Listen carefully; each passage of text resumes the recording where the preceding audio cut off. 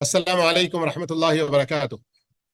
الحمد للہ رب العالمین والصلاة والسلام علی سید المرسلین نبینا محمد وعلی آلہ وصحبہ اجمعین، اما بعد۔ محترم معزز ساتھیوں، 1445 ہجری کا یہ رمضان جس کے 18 دن ہم مکمل کر چکے ہیں، 18واں سبق ہمارا مسجد میں داخل ہونے نکلنے کی دعاؤں سے شروع ہے، جس کا کچھ حصہ ہم کل پڑھ چکے ہیں۔ تو آج ابھی ہم پڑھنے جا رہے ہیں نبی کریم صلی اللہ علیہ وسلم کا طریقہ جماہی اور چھینک کے وقت ذکر کے بارے میں۔ نمبر 1، آپ صلی اللہ علیہ وسلم نے فرمایا کہ بے شک اللہ تعالی چھینک کو پسند فرماتا ہے اور جماہی کو ناپسند فرماتا ہے۔ ان اللہ یحب العطاس ویکرہ التثاؤب۔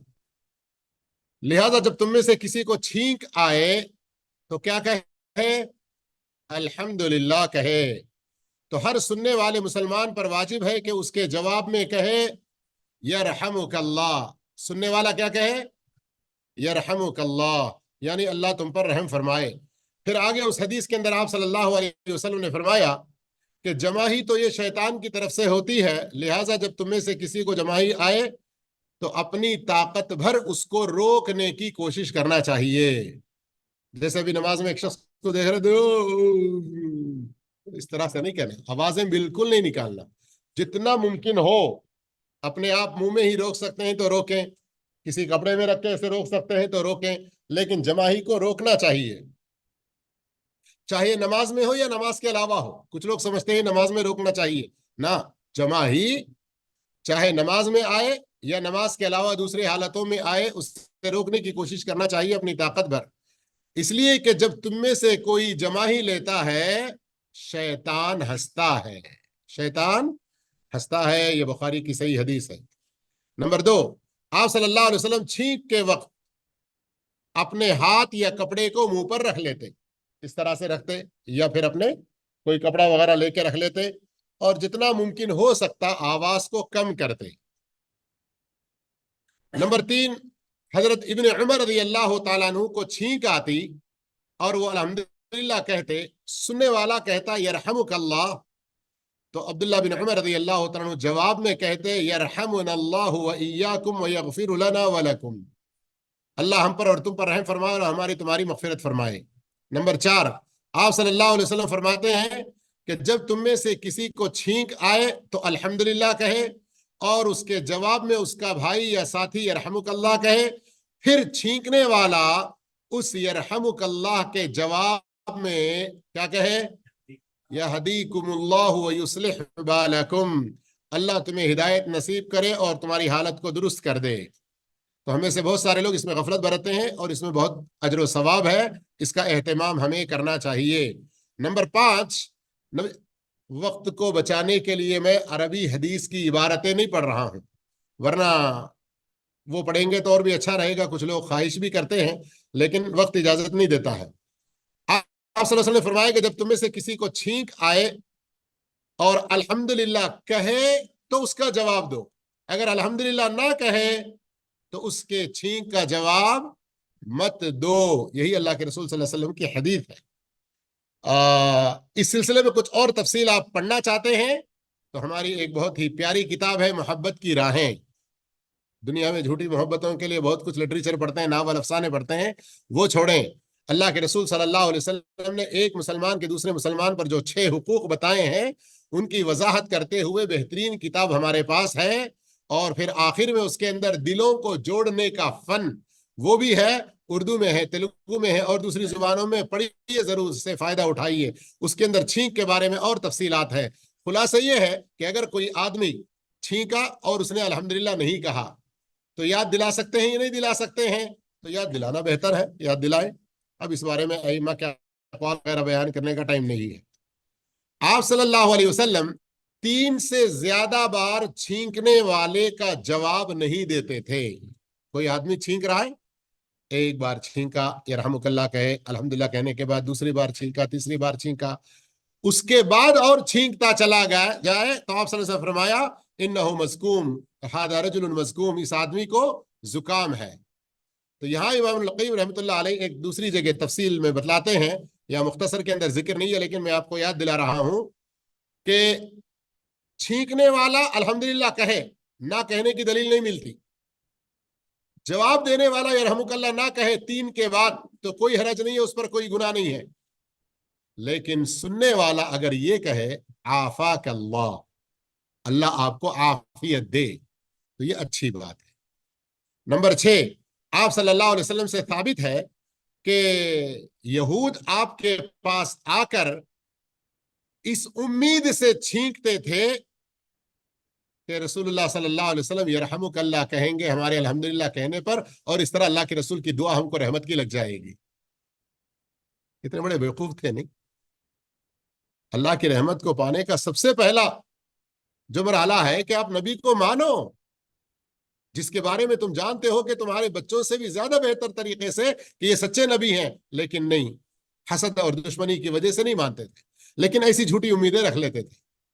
تو جب یہود آپ صلی اللہ علیہ وسلم کے سامنے چھینکتے اور الحمدللہ کہتے تو جواب میں کیا کہنا چاہیے؟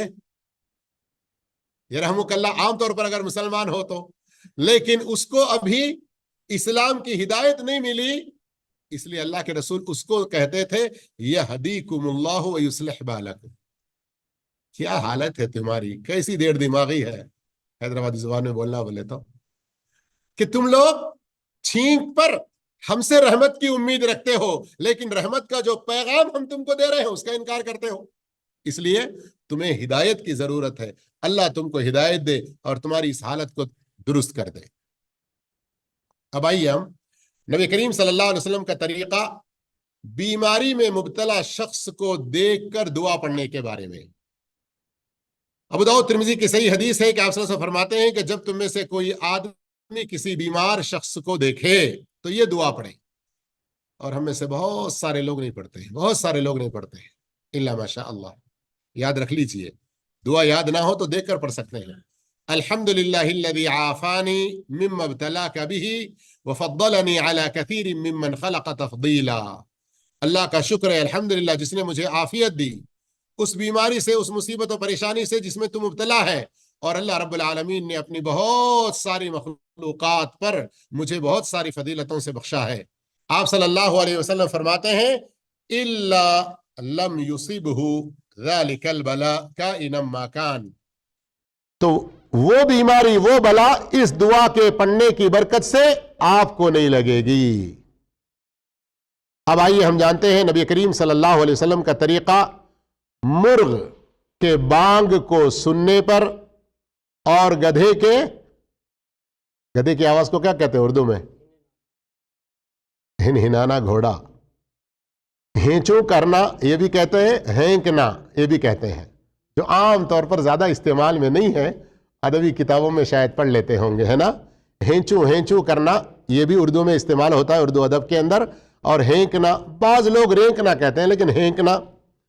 آپ صلی اللہ علیہ وسلم نے اپنی امت کو یہ حکم دیا کہ جب وہ گدھے کے ہینکنے کی، ہینچو کی آواز سنے، شیطان مردود سے اللہ کی پناہ طلب کرے، اعوذ باللہ من الشیطان الرجیم پڑھیں، اور جب مرغ کی بانگ سنے، مرغا آواز کرے، بانگ دے، تو ایسی صورت میں اللہ رب العالمین کا فضل طلب کرنا چاہیے، اللہم انی اسألک من فضلک کہنا چاہیے۔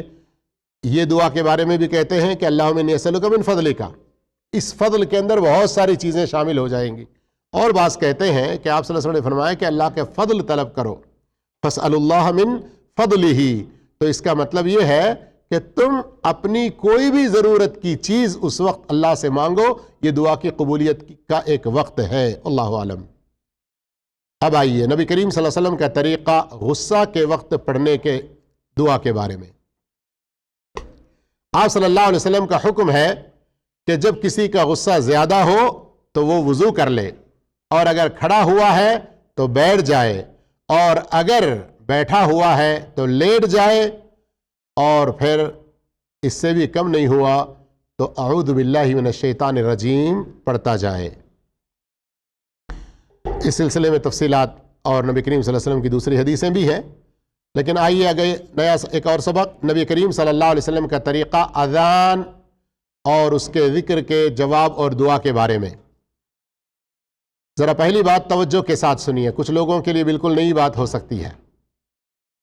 آپ صلی اللہ علیہ وسلم سے اذان، ترجیع یا تربیع اور بغیر ترجیح و تربیع کے بھی ثابت ہے، اور اقامت اکہری اور دوہری دونوں ثابت ہیں، اور یہ دونوں مشروع ہیں۔ کیا مطلب؟ یہاں اس وقت جو عام طور پر آپ لوگ سعودیہ میں اذان سنتے ہیں یا انڈیا میں اہل حدیث کی مساجد میں سنتے ہیں اذان اور اقامت، اس کو بغیر ترجیح کے کہا جاتا ہے اور اکہری اقامت کہی جاتی ہے۔ سمجھ میں آئی بات؟ سعودیہ میں روزانہ ہم جو اذان اور اقامت سنتے ہیں نا، اس کو کون سی اذان کہتے ہیں؟ بغیر ترجیح کے، بغیر تربیع کے، یا اقامت کی بات ہے تو اکہری اقامت اس کو کہتے ہیں، ٹھیک ہے نا؟ اور انڈیا میں عموماً احناف کی مسجد میں جو اقامت ہوتی ہے اس کو دوہری اقامت کہتے ہیں، اور جہاں تک ترجیح اذان ہے یہ عام طور پر کوئی نہیں دیتے، الا یہ کہ انڈیا میں، پاکستان میں بھی ہوگا مجھے نہیں پتا، میں انڈیا کا ہوں اس لیے کہہ رہا ہوں، اور ہم لوگ بھی کبھی کبھار اہل حدیث مسجدوں میں اس سنت پر عمل کرتے ہیں۔ کیا ہے اس کا طریقہ؟ اللہ ہمارے وقت میں برکت دے، تھوڑی سی اس کی وضاحت کر کے آگے بڑھتا ہوں۔ تربیع اذان یا ترجیح اذان اور بغیر ترجیح اذان، میں نے جیسے کہا کہ ہر روز جو اذان ہم سن رہے ہیں وہ ترجیح کے بغیر ہے۔ ترجیح کے ساتھ کیا ہے؟ اشہد ان لا الہ الا اللہ 4 بار اور اشہد ان محمد رسول اللہ 4 بار، بس۔ سمجھ میں آئی بات؟ اور یہ صحیح حدیث سے ثابت ہے، عبداللہ بن عمر اور حضرت ابو مخدورہ اور ان کے علاوہ دوسرے صحابہ سے بھی، بلکہ مکہ فتح ہونے کے بعد اللہ کے رسول صلی اللہ علیہ وسلم نے ابو مخدورہ رضی اللہ عنہ کو مکے میں مؤذن مقرر کیا، تو آپ صلی اللہ علیہ وسلم نے ان کو یہی ترجیح والی اذان اور دوہری والی اقامت بتلائی۔ اور مدینے میں اللہ کے رسول صلی اللہ علیہ وسلم کے جو مؤذن تھے، کون؟ بلال رضی اللہ عنہ، یہ عام طور پر بغیر ترجیح کے اذان دیتے اور اکہری اقامت دیتے۔ سمجھ میں آئی بات؟ نہیں سمجھ میں آئے تو پھر بعد میں یوٹیوب میں ریورس کر کے سن لینا، یہ ہم سے بعد میں رابطہ کرنا۔ نمبر 2، لیکن یہاں نمبر 1 میں اور ایک بات ہے، اقامت اکہری ہو تو اس کے اندر اللہ اکبر 2 بار ہے اور قد قامت الصلاۃ 2 بار ہے۔ سمجھ رہے ہیں بات؟ شروع میں اللہ اکبر اشہد ان لا الہ الا اللہ اشہد ان محمد رسول اللہ، حی علی الصلاۃ حی علی الفلاح، قد قامت الصلاۃ قد قامت الصلاۃ، تو یہ قد قامت الصلاۃ قد قامت الصلاۃ 2 بار، اکہری اقامت میں بھی دوہری اقامت میں بھی۔ سمجھ میں آئی بات؟ تو یہ فرق ہیں تھوڑا سا یاد رکھنے کے۔ نمبر 2، آپ صلی اللہ علیہ وسلم نے اپنی امت کو مؤذن کے کلمات اسی طرح دہرانے کو مشروع قرار دیا، دہرانے کا حکم دیا، سوائے حی علی الصلاۃ حی علی الفلاح کے، کہ جب مؤذن حی علی الصلاۃ حی علی الفلاح کہے تو سننے والے لا حول ولا قوت الا باللہ کہیں۔ کیوں لا حول کہنا ہے؟ اس کی بڑی اچھی تشریح ہے، جامع غنام کے اندر شیخ ابن عثیمین رحمۃ اللہ علیہ کے درس میں ہم لوگوں نے سنا تھا، لیکن کسی کو شوق ہے تو بعد میں پوچھے، تفصیل سے بتائیں گے۔ لیکن اتنی بات یاد رکھیں، مسلم شریف کے اندر حدیث صحیح موجود ہے عمر بن الخطاب رضی اللہ عنہ کی، جو مؤذن کے ساتھ اذان کا جواب دیتا ہے پورے دل کے یقین کے ساتھ، اللہ اسے جنت میں داخل کرتا ہے۔ کتنی بڑی فضیلت ہے۔ اور ہم لوگ فونوں میں گر کرتے ہیں، آپس میں ایک دوسرے سے گر کرتے ہیں، گپ شپ میں لگے رہتے ہیں، اذانوں کا جواب نہیں دیتے۔ اللہ ہم سب کو ہدایت عطا فرمائے۔ نمبر 3، آپ صلی اللہ علیہ وسلم نے فرمایا کہ جو شخص اذان سنے اور یہ دعا کہے تو اس کے گناہ بخش دیے جائیں گے۔ وَأَنَا أَشْهَدُ أَن لَا إِلَهَ إِلَّا اللَّهُ وَأَنَّ مُحَمَّدًا رَسُولُ اللَّهِ رَضِيتُ بِاللَّهِ رَبًّا وَبِمُحَمَّدٍ رَسُولًا وَبِالْإِسْلَامِ دِينًا، اس طرح کے الفاظ حدیث میں آئے ہوئے ہیں۔ ہو سکتا کسی اور جگہ پر رضیت باللہ ربا وبالاسلام دینا وبمحمد صلی اللہ علیہ وسلم نبیہ ہو، اس لیے کہ یہاں مختصر کتاب کے اندر یہی الفاظ ذکر ہیں۔ اور اس کی فضیلت کیا ہے کہ پچھلے گناہ بخش دیے جائیں گے۔ ایک اور دعا بھی ہے، اللہ کے رسول صلی اللہ علیہ وسلم فرماتے ہیں کہ جو شخص اذان سننے کا جواب دے اور اس کے بعد مجھ پر درود پڑھے، پھر اس کے بعد یہ دعا پڑھے تو کل قیامت کے دن میری شفاعت اس کے لیے واجب ہو جائے گی۔ کتنی بڑی قسمت کی بات ہے۔ ہم نمازیں نہیں پڑھتے ہیں اور اللہ کے رسول کی شفاعت کی امیدیں رکھے رہتے ہیں، کتنے افسوس کی بات ہے نا۔ اذان کا جواب بھی دینا چاہیے، نماز باجماعت پڑھنا بھی چاہیے۔ کون سی دعا جس سے اللہ کے رسول صلی اللہ علیہ وسلم کی شفاعت نصیب ہوتی ہے؟ اللہم رب هذه الدعوة التامة والصلاة القائمة آت محمد الوسیلۃ الفضیلۃ وبعثہ مقاما محمودا الذی وعدتہ۔ ہم سب کو تقریباً یاد ہوگی، یا جس کو یاد نہیں ہے تو وہ بھی سمجھ گئے ہوں گے، اس لیے میں نے بہت سپیڈ پڑھ لیا ہے۔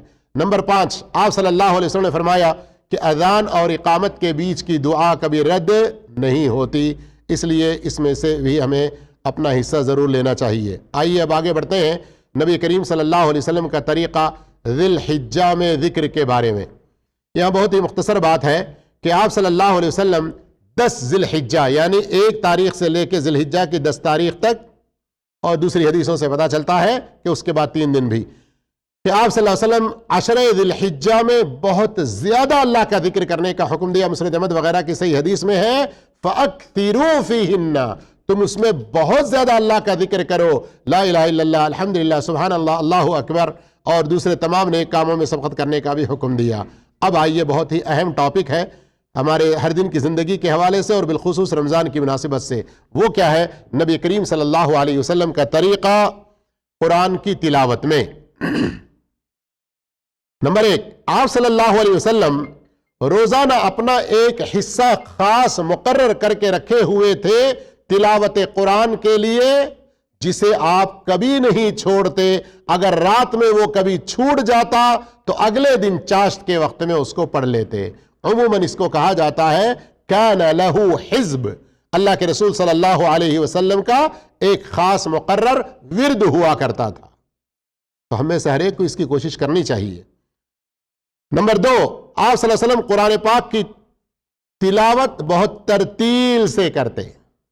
ترتیل سے کرنے کے اندر کئی معانی ہیں، تھوڑا سا توجہ فرمائیں آپ لوگ۔ ترتیل سے آپ صلی اللہ علیہ وسلم تلاوت کرتے اور قرآن میں اللہ رب العالمین نے حکم دیا ورتل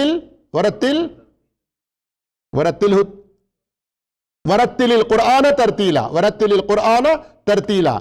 ترتیل کے اندر یہ بات ہے کہ اس طرح سے پڑھنا چاہیے کہ سننے والے کو ہر حرف سمجھ میں آئے۔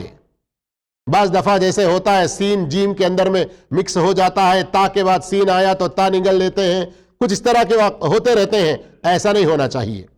دوسری بات اس کے اندر یہ ہے کہ رک رک کر پڑھیں، ایسے رک رک کر یعنی ایک دم ایک ایک لفظ پر رکے، یہ نہیں مطلب ہے۔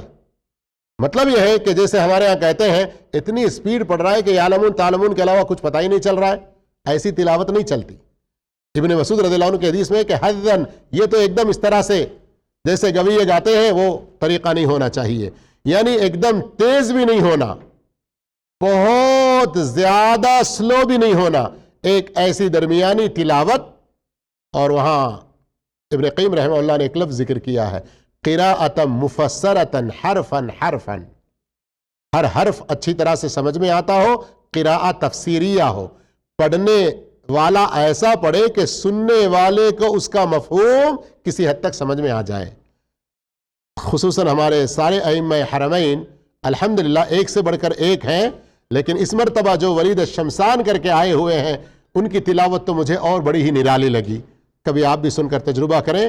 بہرحال ایک بات تو یہ حقیقت ہے کہ ہمیں قرآن سننے کی عادت ڈال لینی چاہیے، اس کی برکت سے گانے، ٹائم پاس، ناول، سیریل، فلمیں، ان چیزوں کی گندگی، لت، غلاظت سے بھی آپ لوگ باہر آ جائیں گے۔ نمبر 3، آپ صلی اللہ علیہ وسلم قرآن کی آیتوں کو الگ الگ کر کے پڑھتے تھے، یعنی ایک وقت میں ایک سانس میں کئی آیتیں ملا کر نہیں، بلکہ عموماً آپ صلی اللہ علیہ وسلم ہر آیت پر وقفہ کیا کرتے تھے، اور سورت کی تلاوت ایسی ترتیل سے کرتے، کبھی کبھی معلوم ہوتا کہ شاید سورت بڑی لمبی ہو گئی ہے کیا۔ نمبر 4، آپ صلی اللہ علیہ وسلم مد والے حروف کھینچ کر پڑھتے، جیسے الرحمن الرحیم، الرحمن الرحیم، اس طرح سے نہیں، کھینچ کر پڑھتے۔ نمبر 5، آپ صلی اللہ علیہ وسلم تلاوت شروع کرنے سے پہلے شیطان مردود سے پناہ طلب کرتے تھے، یعنی اعوذ باللہ من الشیطان الرجیم کہتے، اور کبھی کبھار آپ صلی اللہ علیہ وسلم اللہم انی اعوذ بک من الشیطان الرجیم من حمزہ ونفخہ ونفثہ کہتے، جیسا کہ ابو داؤد اور ابن ماجہ کی روایت ہے۔ نمبر 6، آپ صلی اللہ علیہ وسلم کھڑے، بیٹھے، لیٹے، باوضو، بغیر وضو، ہر حالت میں قرآن پڑھتے تھے، لیکن حالت جنابت میں قرآن نہیں پڑھتے تھے۔ یہاں کنفیوز نہ ہو آپ لوگ، ارے اب تک تو ہم سنتے تھے کہ قرآن مجید کو وضو کے ساتھ چھونا چاہیے، بغیر وضو کے قرآن کو نہیں چھو سکتے ہیں، اب یہاں کیا کہہ رہے ہیں کہ بغیر وضو کے بھی اللہ کے رسول پڑھتے۔ قرآن پاک کو کھول کے دیکھ کر پڑھنے کے بارے میں وضو کی شرط ہے، سمجھ میں آئی بات؟ قرآن کو آپ نے ہاتھ نہیں لگایا، جو کچھ یاد ہے آپ پڑھ رہے ہیں تو اس کے لیے وضو کی شرط نہیں ہے. سمجھ میں آ رہا ہے نا؟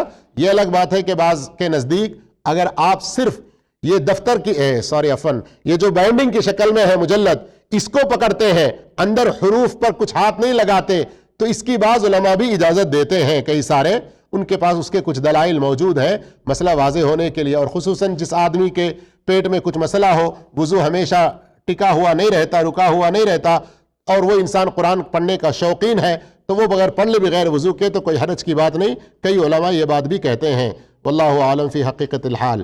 نمبر 7، آپ صلی اللہ علیہ وسلم بہترین انداز میں قرآن پاک کی تلاوت کرتے تھے، یعنی ترنم کے ساتھ، جیسے کہ حدیث میں آیا ہوا ہے من لم یتغن بالقرآن فلیس منا، کہ جو قرآن کو اچھی آواز میں نہ پڑھے وہ ہم میں سے نہیں ہے. اسی طرح سے آپ صلی اللہ علیہ وسلم کا فرمان ہے زین القرآن باصواتکم، تم قرآن مجید کو اپنی آواز میں اور خوشنمائی پیدا کرو، جیسے ابو موسیٰ اشعری رضی اللہ عنہ کا ہے نا لحبرت لک تحبیرا.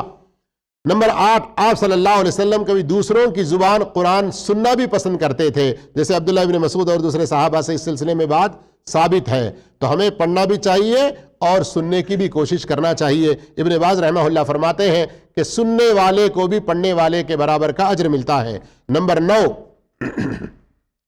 آپ صلی اللہ علیہ وسلم جب کسی سجدے کی آیت سے گزرتے تو اللہ اکبر کہہ کر سجدہ فرماتے، اور آپ صلی اللہ علیہ وسلم کبھی سجدہ میں یہ دعا بھی پڑھتے تھے سجد وجہی للذی خلقہ وصورہ وشق سمعہ وبصرہ بحولہ وقوتہ. اور اسی طرح سے ایک اور دعا بھی ہے اللہم احطط عنی بہا وزرا، اے اللہ میرے گناہوں کو اس سجدے کی برکت سے تو ختم کر دے، گرا دے. وَاكْتُبْ لی بہا اجرا وَاجْعَلْہا لی عندک ذکرا وتقبلها منی کما تقبلتها من عبدک داود. لیکن آپ صلی اللہ علیہ وسلم سجدے سے اٹھتے ہوئے دعا کرنے کا ثبوت نہیں ہے، یہ ابن قیم رحمہ اللہ فرما رہے ہیں. اور اسی طرح سے سجدے سے اٹھنے کے بعد تشہد کرنا اور سلام پھیرنا یہ بھی ثابت نہیں ہے. لیکن یہاں پر ایک بات صرف یاد رکھیں، وہ کیا کہ جب کوئی جہری نماز میں ہو اور امام ہو تو پھر اسے سجدے میں جاتے ہوئے بھی اللہ اکبر کہنا ہے، سجدے سے اٹھتے ہوئے بھی اللہ اکبر کہنا ہے. لیکن جب آپ انفرادی طور پر تلاوت کر رہے ہیں، آپ اس موقع پر جاتے ہوئے بھی اللہ اکبر نہ کہیں، اٹھتے ہوئے بھی اللہ اکبر نہ کہیں، کوئی حرج کی بات نہیں. ابن قیم رحمہ اللہ کی رائے کے مطابق جاتے ہوئے کہنا بہتر ہے. تو میرے بھائیو، یہاں تک الحمدللہ سجدے تلاوت سے متعلق اور قرآن مجید کی تلاوت سے متعلق کچھ باتیں ہوئی. آگے انشاءاللہ کچھ نئے سبق آئیں گے. اللہ ہم تمام کو ان حالات میں نبی کریم صلی اللہ علیہ وسلم کی سنتوں پر عمل کرنے کی توفیق عطا فرمائے. والسلام علیکم ورحمۃ اللہ وبرکاتہ.